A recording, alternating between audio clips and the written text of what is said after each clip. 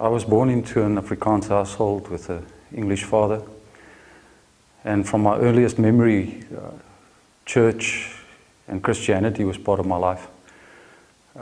My parents did a good job of educating us in the ways of Jesus, and this is something that I can recall going back as far as I can remember as a child. This amounted to us visiting church every Sunday. It was part of who we were, it was part of our identity. And it is in some way, it is also the way that as it was passed on from generation to generation, the way that we raised our children. The one thing that became clear is that which I thought and knew to be Christianity or my faith was removed from a relationship with God. And this was only borne out a couple of years later. So after school, after studying, I married my high school sweetheart. We've been together for many years. We relocated to Johannesburg in 1996. And in this time, the part of my life started where I built my career. We have 2 children, Richard and Lisa. And for most part of this period in our lives, basically took care of raising our children. I spent a lot of time away from home, and the excuse was it was building my career. So in that, I also missed a lot of what my family was going through, and I probably didn't always take care of what my wife was experiencing. The life of a businessman when you travel means that you entertain a lot. And with entertaining, cannot be disconnected from alcohol. So it became part of life, became part of what we did as natural. Didn't play that big a part in the beginning, but as time progressed, it became more and more of a factor in my life. I never saw myself as a person with a drinking problem, and certainly not something that anybody else would point a finger at. But in hindsight, I became a binge drinker because it became a coping mechanism. And something that until somebody points it out to you, you don't recognize. By 2008, I built a successful career, started a new business for a French company, which I still work for today. And life was good. Generally, everything that we could have wanted in life, we had it. We didn't lack for nothing. We did the same as the way that I was raised. We took our kids to church. They went through Sunday school. So we repeated exactly what we'd been through because it was the right thing to do. The one thing that now stands out is the fact that I was so lost at that time and I didn't even realize it. That which seemed normal, sitting in church on a Sunday morning with a hangover, the crude jokes, the language that went around with that. Something at the time didn't even bother me because I was okay. I'd given my heart to Jesus when I was in high school, and therefore I was okay. I didn't understand what relationship meant with Jesus. I didn't understand grace the way that I do today. I would read my Bible, close it, and by the time I walked out of the room, I would have forgotten what I read. That all changed in 2008 when my life came crashing down. I suffered from burnout. That's how it was diagnosed. Started getting panic attacks to the point where, and those people who don't know it, who haven't suffered panic attacks, the first one you think you're having a heart attack, so you drive yourself to casualties. After going through these multiple of times, I was diagnosed with burnout and depression. And the next couple of months was finding the right medication to work with me. The first one didn't. In actual fact, after the first 2 days of medication, I wanted to kill myself. The only reason I didn't is I couldn't find the safe keys, which Ian had hidden. Thankfully, I was taken to another physician. I was put on different medication, and life returned to a semblance of normality, what we would call normal. Only this time round, I became one of the most jovial persons in the world once you've added alcohol. Alcohol and this type of medication don't mix, clearly. Only problem with these is I would suffer from blackouts, so the next morning I wouldn't even remember what happened the previous evening. This all changed within the space of a year to 18 months. I met a friend who's today is a mentor of mine at a mutual friend's child's birthday party. And there was just something different about him. The way that he carried himself, the way that he would speak was just different.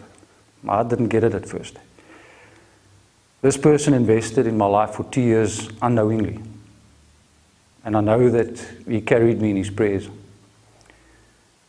What I didn't realize is that in this time, he was loving me. A love that I didn't understand because that's a guy thing, you know. But yet he was there.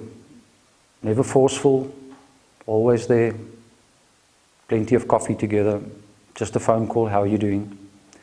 And in this time he invited me to go to Mighty Men with him. For the first 2 years, I always found an excuse.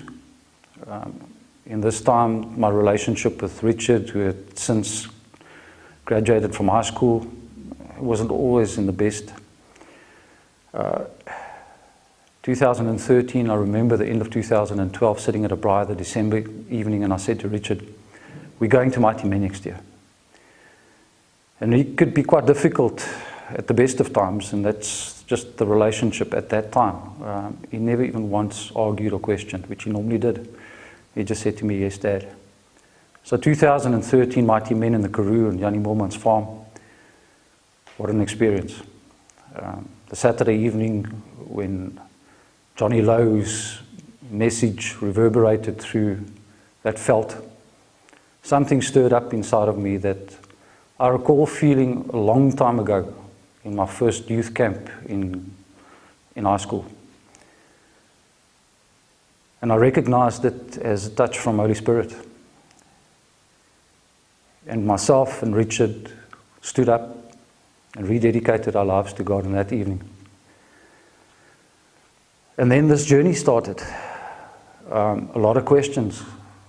I learned that I needed to go and ask for forgiveness and also to forgive others. And making restitution and going back after that weekend and sorting out problems, I didn't know how. Sometimes I didn't want to know how. But I did. It started with Ene. It started with years of verbal abuse after drinking too much. Most of the times I couldn't even remember. It started with friends that had been friends with me for a long time, where the relationships had just soured. So I took it upon myself to ask for forgiveness and to move on. But the one thing I realized over a period of time is that the person I found the most difficult to forgive was myself, for everything that I'd done. My failures, not being there for my children, everything said and done in moments that I couldn't even recall, and the hurt and the damage it caused. But you see, if you can't love yourself, how can you love others? How does God love you? What I've learned over the past couple of years, and what God's still busy teaching me, is that His love for me is unquestionable. His grace extends beyond anything that I could have done, potentially can still do in future. But I also know that it's all about relationship. I know that it's about Him. I know it's about spending time with Him, sitting at His feet. And then the realization that, you know what? His grace means that that grace gets extended to other people. People that I've got no parallel with. I've got nothing in common with Him. Yet grace says that I love not just those who love me, but everybody. And that's a process. It doesn't happen overnight. God's still busy. But the fact remains is that love that God has shown me, to be able to extend that to people that I meet, to live with open hands where it's not about myself, it's about others. This is something that nobody can explain to you, that once you step into that, there's nothing that beats it. We can only love as Jesus has shown us. Jesus never once took it upon himself to sort people out, to do what we so easily want to do and hurt people with our words. He never did that. He came and changed everything. He came for sinners. He came for those that wear masks, those that don't have anything good to say about themselves, that think that what they've done cannot and will never be excused or forgiven. He came for all of us. Who am I? A question I asked a lot. Who am I that, as the Casting Crowns song goes, that the Lord of all the earth will choose to know my name? The God of second chances. The God that looks beyond everything that I've done. And that comes to me and says to me, I've got this. My grace covers a multitude of sins. The same account that Jesus gave when he spoke to the Roman centurion, to the woman that came in and washed his feet with the tears and anointed him. It wasn't something that just happened in ancient times. It was so much different from our days. But Jesus came and turned everything upside down. You see, he gave second chances to everybody he met. He never judged. And therefore, his promise, his love says that he won't judge me. And some of us look at this and we go, second chance, you know what, I'm on my third, on my fourth, or maybe even my fifth chance. But that's grace. Grace says that as long as I remain in him, and him in me, he will never, ever take his love away from me. He is ultimately the God of second chances.